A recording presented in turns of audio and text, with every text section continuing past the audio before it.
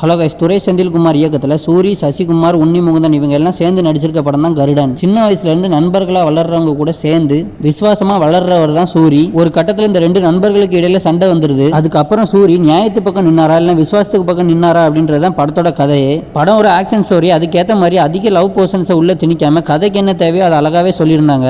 Acting பக்கம் வந்தோம்னா உன்னி Mukundan acting நல்லாவே இருந்தது. சசிகுமாரோட கேரக்டர் ஒரு முக்கியமான கேரக்டரா இருந்தது. அந்த கேரக்டர் எழுதும் போதே இதுல சசிகுமார் தான் நடிக்கணும்னு நினைச்சு எழுதிருப்பாங்க போல. அந்த அளவுக்கு ஆக்டிங்கும் அந்த கேரக்டரும் பெர்ஃபெக்ட்டா அவருக்கு சூட் ஆயிருந்தது. ஃபர்ஸ்ட் ஹாஃப் ஃபுல்லாவே அவர் தான் ஹீரோ, அந்த மாதிரி அவரோட கேரக்டர் டிசைன் பண்ணியிருந்தாங்க. அந்த கேரக்டருக்கு ஏற்ற மாதிரி அவரோட நடிப்பும் வேற லெவல்ல இருந்தது. சூரியோட நடிப்பு பக்கம் வந்தோம்னா விடுதலை படத்தை விட ஒரு படி மேலேயே போயிட்டாரு.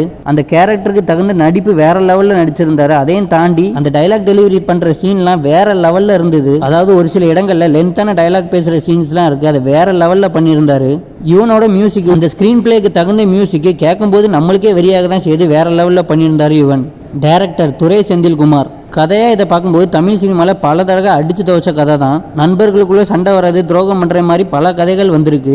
அந்த கதையை எடுத்துட்டு போன விதமும் அந்த ஸ்கிரீன் பிளே பண்ண விதமும் படத்தோட ஸ்டார்டிங்ல இருந்து எண்டு வரைக்கும் எங்கேயுமே போர் அடிக்கல, லேக் இல்லாம படத்தை நல்லாவே கொண்டு போயிருந்தாங்க. இந்த படத்தோட ஸ்டார்டிங்ல சூரிய பார்க்கும்போது ஹீரோன்ற ஃபீலே வந்திருக்காது. ஆனா படத்தோட எண்ட்ல ஹீரோவாவே ஃபீல் பண்ண வச்சுட்டாரு.